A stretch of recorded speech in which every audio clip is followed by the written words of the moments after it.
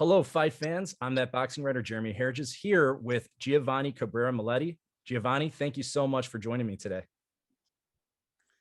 Thank you for having me, Jeremy. I appreciate your time.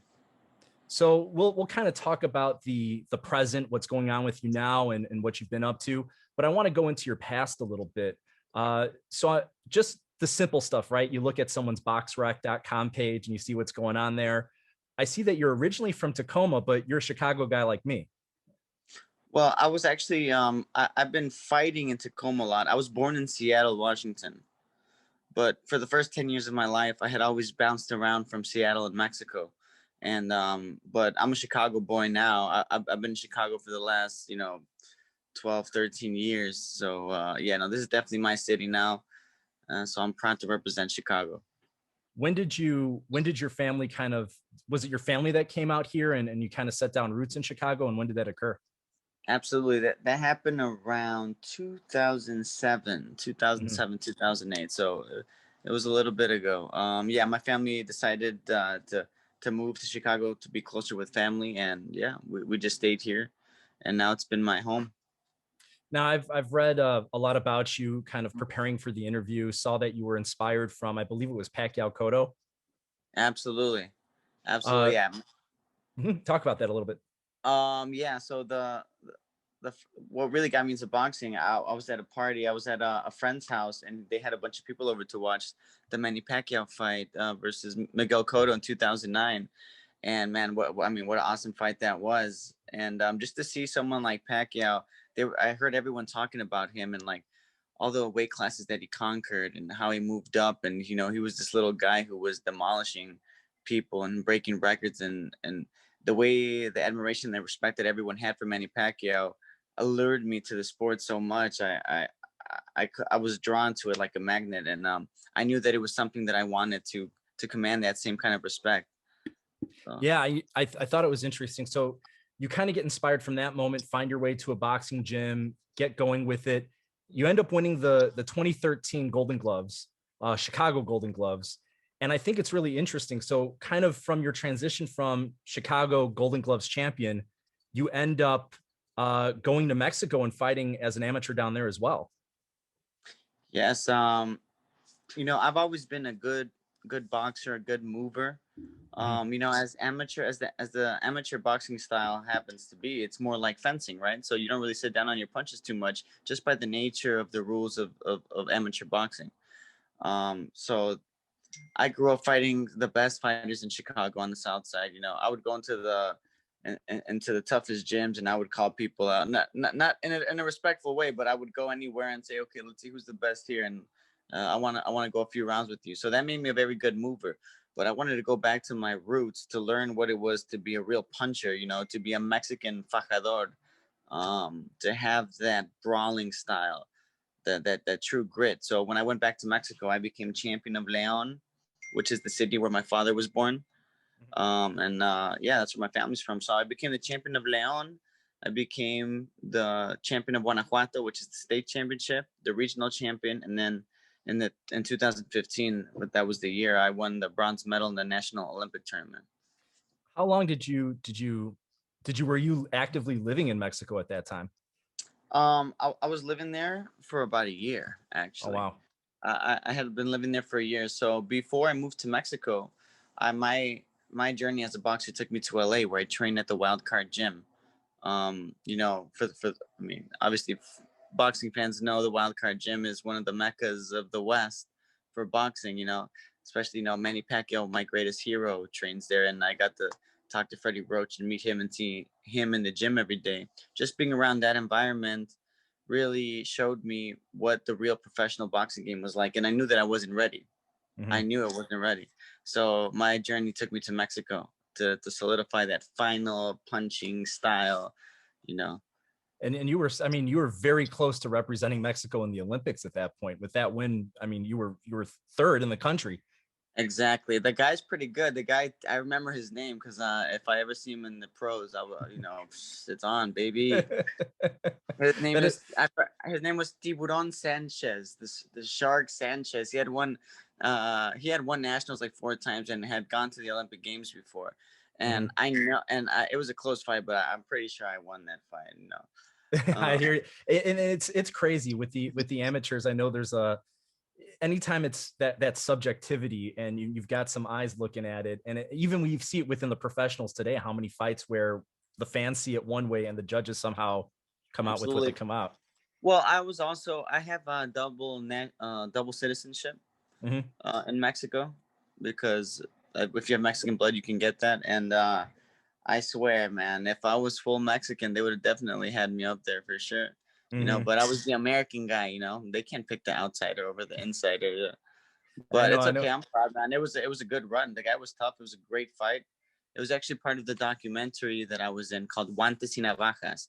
That won all the prizes in Mexico, for best short film, and was shown at the Cannes Film Festival in France. So very cool. That's very impressive. And then I think it's also you. So you turn pro in 2016. You have a sterling record, 18-0, 7 KOs. I saw your last fight because I'm a Chicago guy myself, so I was in town. I saw you at the Win Trust. Yeah, so I saw you there. It was a good fight against Joshua Hernandez, split decision, but you pulled it out. It was 2019. So at that point, did you have plans after October 2019? Did you have a ballpark of when you expected to be in the ring again? Yeah, well, I had just gone, and I was sparring partners for Gary Russell Jr. I helped him prepare for two of his toughest fights to date against Jojo Diaz and Mumbayar.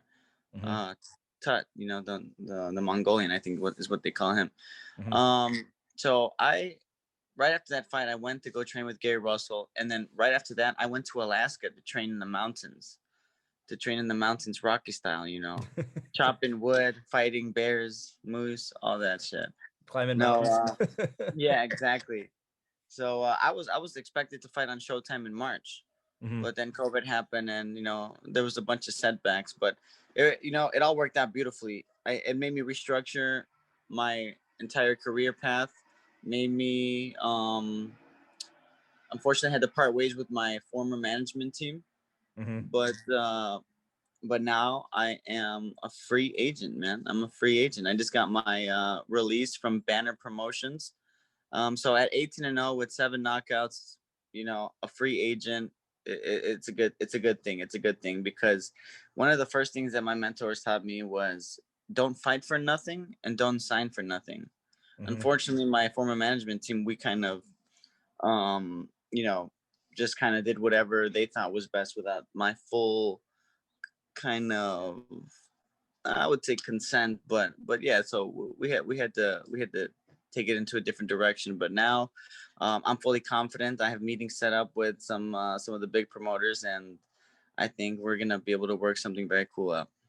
Well, and that kind of takes us now into the present, which I want to definitely dig into that a little bit more. We were connected through our mutual friend Adrian Clark, who he's the architect behind Protect Yourself at All Times, which is going to start airing very shortly on Fight Network's YouTube channel.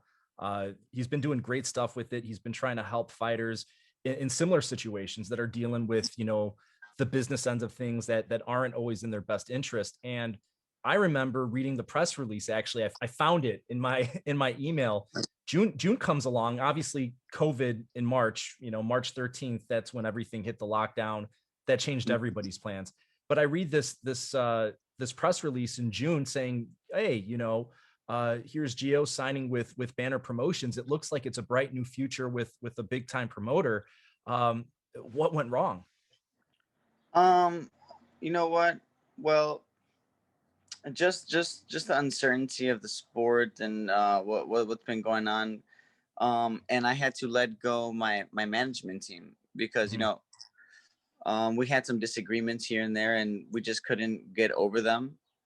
And it was still part of the deal. It was still part of the past. It was part of my old management team, my old mindset. It was a deal that happened with the old team, and I wanted to move forward. And as far as COVID complicated the whole situation in boxing for everybody, and Banner was moving a bit slow. And at 18-0, at 26 years old, barely coming into my prime, I want to take full full responsibility or full freaking advantage of where I am at this point. Um, so yeah, so you know what, Artie Palullo was nice enough and understanding enough that he agreed and wanted me to explore my own path and welcomed me back anytime that I want. Oh, that's So good to hear. And I, just for clarity here, when that type of thing happens, obviously it's a big change, dealing with new management, new promoters, or moving away from what was old. Did that shift who you were training with, and who are you training with now? absolutely. Well, I have my eye on a few pretty big trainers right now, but I've been bouncing around the gyms, and no, I've been training my whole life with my brother and my father. Mm-hmm. So, and then we leave it into the hands of the real professional trainers when it is time for me to have training camp. So, Mm-hmm. so right now I'm still looking for a trainer, but yeah, like I said, I've been training with my family since the day I was born. So I have all the tools that I need. I know what to do. I've Mm-hmm. been boxing for 10 years, 18-0, baby. So it sounds like it's a whole clean slate, new training team, outside of your family, of course, but looking for that new training team, new management, new promoter, the whole Yeah. nine. So after I decided to split ways with my old management team, I was kind of fumbling in the dark. Maybe like many boxers or entertainers, actors, anybody in the industry that's trying to figure it out for themselves. It's a pretty cutthroat game. And my father had looked up an article about Adrian Clark, and it was like this guy, kind of like Robin Hood of boxing, who was like given knowledge and information to exactly what my situation required. So I got with Adrian Clark, and he literally was like, "Yo, you did the right thing, to secure your own career, to secure your own path and your own faith and your own destiny." Um, I've always been a huge fan of Sugar Ray Robinson and Floyd Mayweather, and they were kind of the independent business moguls that were able to be aware and had the foresight to ask for part of the gate, part of the percentages of all these little different things, and were really the master of their own destinies. Even Floyd Mayweather, another example, perfectly. So, Mm-hmm. Adrian Clark, I think he's definitely doing something great for people, for entertainment, for boxers to know what to ask for, to know what they deserve, and it's really led to a revolution in my thinking in boxing. It And changes my whole approach to it. and I think that's great to hear. I know in one of the features I did on Adrian, it must have been 2 or 3 years ago at this point. I called him the Good Samaritan boxing manager, because again, he had these open contracts where it's like, hey, you can ditch me anytime you want. I'm just here to help you out. And so I think his thinking was, again, he's trying to protect the fighter in this business, which, it's so, people don't always see it. There's great up and coming boxers that we never see because they get so dissuaded from the sport dealing Yeah, with the business end of things. absolutely, absolutely. I mean, you know, they talk about the fabulous four these days, like what, Ryan Garcia, Devin Haney, and are Mhm. you kidding me? A fabulous four? Oh my God. Hey, you know what? I'm very proud of my record because nobody in the history of boxing has defeated 7 undefeated fighters in 18 fights. The only people with a better record in 18 fights, I've done my research. If anyone can point it out, I will gladly accept it and give you a cheers or whatever. But Muhammad Ali and Lomachenko, those are the two people that fought better people than me. Mhm. So as far as four kings, well, I disagree. I disagree. Before they call themselves a king, you have to become one, a champion of the world, and fight somebody your own age with the same youth and vigor. Mhm. That's what I makes you a four king. So and I think that's an interesting point there, considering, hey, you have defeated a number of undefeated fighters, and I think it's always sometimes tougher at some of the lower weights, don't always get the equal attention, but I think we're starting to see that, especially from Superfly up. I mean, we're seeing such great fights that are happening, and the action styles, and I think there's just starting to be more attention to some of the lower weights, and obviously, you know watching you in the ring, it's gonna always be a treat to see you in there. So here's my question to you. I know that you've fought at a couple different divisions. What division do you want to call home?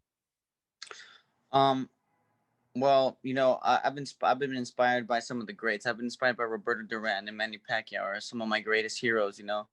So for me, I'm a Mexican. I have Aztec blood. I have Spaniard blood. I'm a conquistador.